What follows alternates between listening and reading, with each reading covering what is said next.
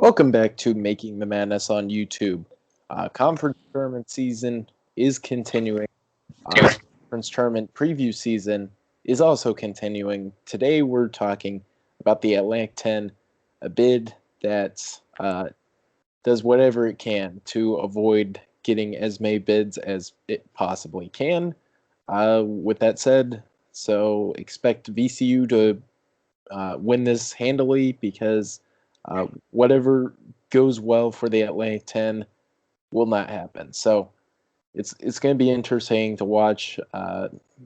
Legitimately, like you look at this league, you can picture, reasonably like 7 teams winning this league title, and it wouldn't surprise anyone. So it should be a fun one. What are your takeaways from the Atlantic 10 just this regular season? I mean, it's just been, cannibalization for lack of a better term. Don't want to take John Rothstein's thing there, but it's what it is. I mean, you just look at the way Dayton, they're a team that, they most had them in the tournament as like a 9 or a 10 before the season, obviously losing Obi Toppin Hurt. And they beat some of the best teams in the conference. They beat St. Louis twice and St. Bonaventure yesterday, but they've lost to St. Joe's, Fordham, and Lasalle. Like, you just can't be doing that. That's just not good. And then VCU, they were safely in the tournament, and then they lose to George Mason at home. Like, what are we doing? Yeah, I still think they're pretty safely in the tournament, even with that. So, like, at this point, well, half their team might be out for the tournament, though, or their two best players, at least, Vince Williams and Bones Highland. They're both questionable to even play in the tournament. hey, that might help them because you can just use the excuse, oh, well, we were without our 2 best players. So you've got to put 68 teams in the tournament. VCU is going to be one of them. I like this team a lot. They got really screwed by injuries. I mean, Bones Highland is probably the conference player of the year, I would say, right? He has to be. Hey, maybe Kyle Lofton. You got to have someone. It's going to be Kyle Lofton, or it's from St. Bonaventure. It's going to be Bones Highland. I would give it to Bones Highland just because of how good he is. But, let's get into the bracket and figure out who's going to get the automatic bid. Yeah, let's get into it. First game, LaSalle versus St. Joe's. I guess I'll pick St. Joe. They have a little bit more talent. Ryan Daly's really good. So, yeah, give me St. Joe's. Yeah, I'm with you, too. I'm going to go with Billy Lang, St. Joe's Hawks here. Ryan Daly missed 2 months of the season. Taylor Funk's averaging 17 a game. He's having a fantastic year. And then you look at a guy like Jordan Hall. He's a future star in the Atlantic 10. And LaSalle, they're a good defensive team. I don't trust them offensively. Sharif Kenny is going to have a big game. They don't have a single player averaging double figures in points per game this season. Maybe see a big game from freshman Jameer Brickus, but I see St. Joe's coming out victorious here. All right. George Washington versus Fordham. Oh, God. You can't pick Fordham. Like, it's frowned upon. Like, I get they won 2 conference games this year. Yeah, you can't trust them to win a game. And one of them was against Dayton. So I don't know what to do with that. Give me George Washington, I guess. Yeah, I'm going to go with you. GW is going to get my pick here. James Bishop is having a great season. The LSU transfer. Jamison Battle's a good player. Fordham doesn't have good players. Joel Soriano's all right, but that's about it. They're a terrible team. Yeah. That brings us to your Richmond Spiders. Richmond Spiders. I don't know if they're looking good for the NCAA tournament, but they do get to play Duquesne. Maybe they win that game. Maybe they get hot. Maybe they win the A10 tournament. I assume you're going with Richmond. I'm going with Richmond. Yeah, I'm going with my Spiders here. There's a flat-out better team than Duquesne. All right. That leaves us both with UMass versus St. Joe. I like UMass. They're just a solid team. Like, they don't blow you away personnel-wise. Like, Trey Mitchell, Noah Fernandez, the Wichita State transfer. But, like, they don't blow you away being overly elite. They're not really an NCAA tournament team. But, like, they kind of take care of business in the games they're supposed to take care of business. So I'll take UMass to take care of St. Joe. Yeah, I'm gonna go with an upset here. I like the way St. Joe's is playing when they're healthy. The Ryan Daly and Taylor Funk. I like Jordan Hall quite a bit. There's a lot of talent on the St. Joe's team, some untapped potential. And UMass has only played 13 games this season. They play a rampant pace, just like St. Joe's does. They both love shooting threes. So it could be a clank fest where we're hitting a lot of baskets. But I'm gonna go with St. Joe's to pull off the upset. UMass is super young and they just haven't played that much this season.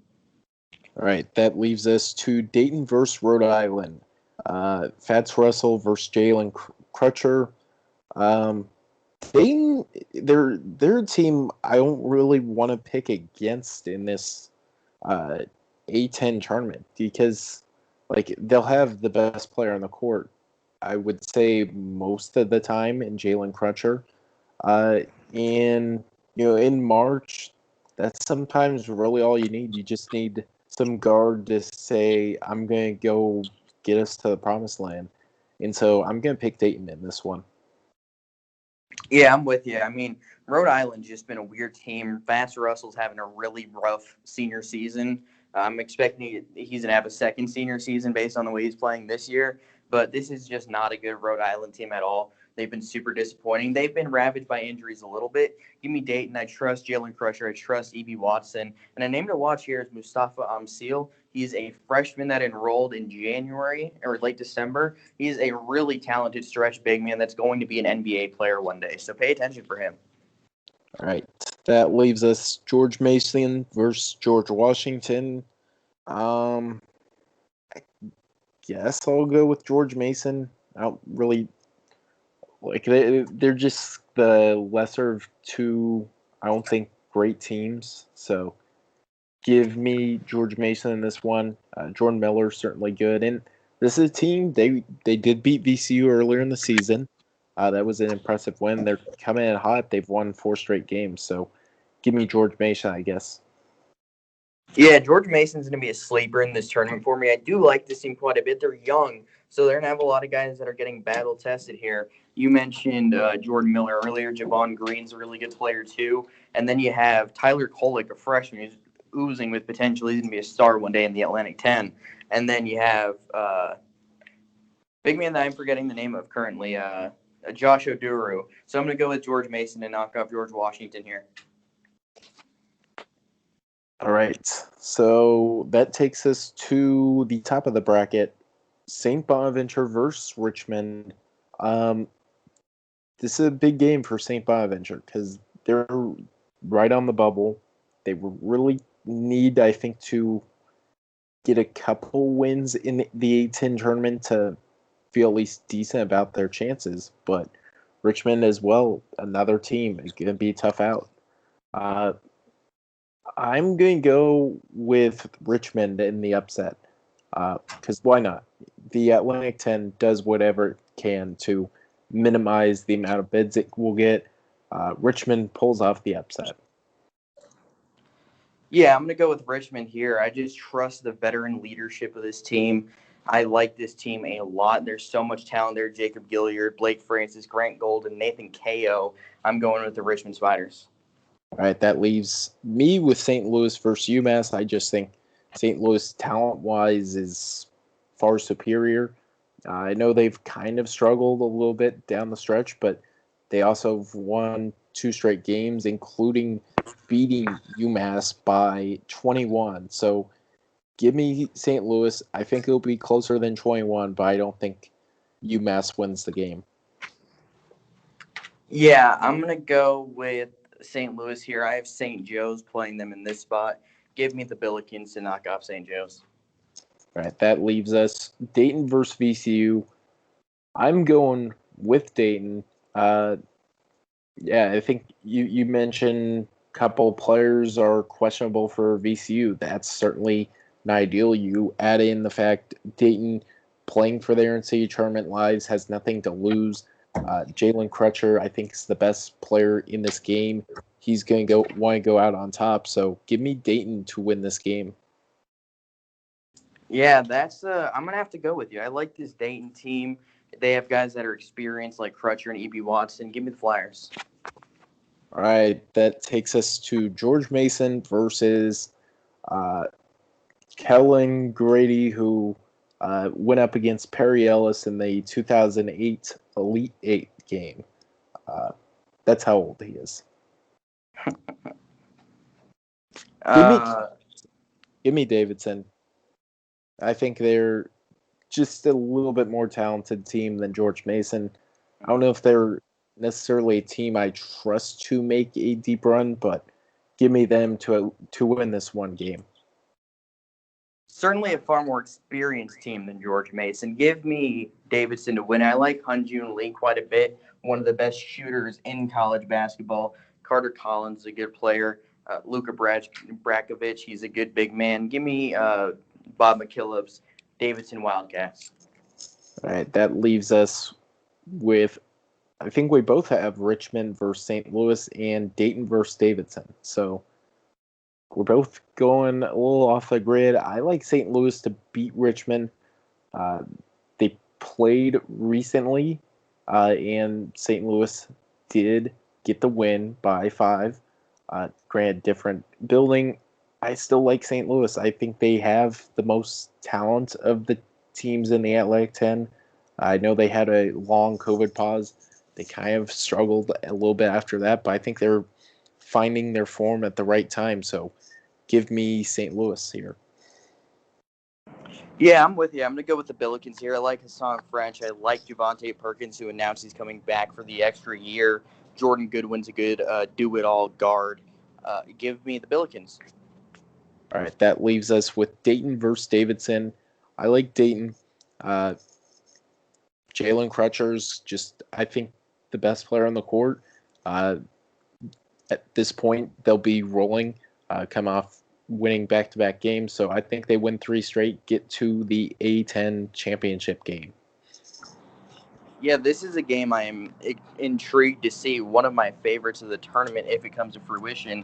I'm going to go with you and say that Dayton wins this one to head to the championship to face St. Louis. All right, that leaves us St. Louis versus Dayton. I like St. Louis. I think from the beginning they've been kind of the most talented team in the Atlantic 10. I I just can't pick against them. I think they're going to make a run and make the NCAA tournament thanks to a good Atlantic 10 tournament championship run. Yeah, I'm going to go Dayton in this one. Or we're at the championship, right? Yes. Okay, I made sure I didn't jump the gun here. I was listening, but my internet's kind of choppy here. I'm going to go with Dayton to win it over St. Louis. They're going to take the automatic bid. All right. We both have bid Steelers winning the Atlantic 10. Bubble teams are certainly not cheering for our predictions. They are big VCU Rams fans. So it's going to be interesting to watch. I wouldn't say the Atlantic 10 has been the best conference in college basketball this year. Probably far from it. But at the end of the day, it's going to be very competitive to see what goes on. And someone's getting the NCAA tournament bid. So it should be fun to watch. Make sure to subscribe to Making the Madness on YouTube. We will be coming out pretty much daily with these conference championship previews. So stay tuned.